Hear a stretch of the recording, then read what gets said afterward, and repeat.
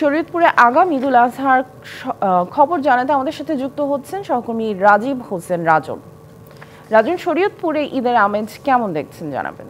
সামিয়া, প্রতি বছরের ন্যায় কিন্তু এই শরীয়তপুরে প্রায় 30টি গ্রামে ঈদুল আজহা এবং ঈদুল ফিতরের নামাজ কিন্তু সৌদি আরবের সঙ্গে মিল রেখেই কিন্তু পালন করা হয়। আজকে আমরা সকাল থেকে যে জিনিসটি দেখেছি, আমি যেখানে রয়েছি এটি সুরেশ্বর দরবার শরীফ। এই সুরেশ্বর দরবার শরীফের যারা ভক্তবৃন্দ রয়েছে তারা কিন্তু সকাল থেকে এই সুরেশ্বর দরবার শরীফে এসে উপস্থিত হয়েছেন।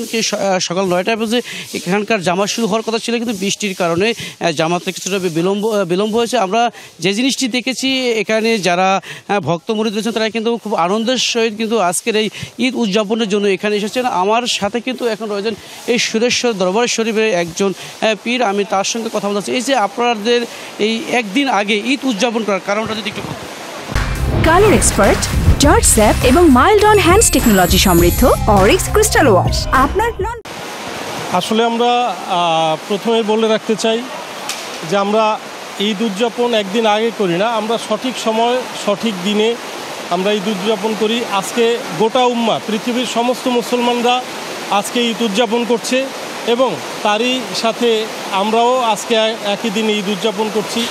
আপনারা জানেন যে 9ই জিলহজ সেদিন হলো আপনার আরাফাতে অবস্থানের দিন।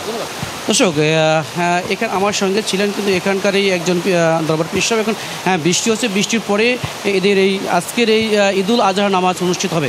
সামিয়া, এই ছিল শরীয়তপুরের সুরেশ্বর দরবার শরীফের ঈদ উদযাপন নিয়ে আমার কাছ থেকে সর্বশেষ তথ্য। রাজন, ধন্যবাদ আমাদের সাথে যুক্ত হওয়ার জন্য।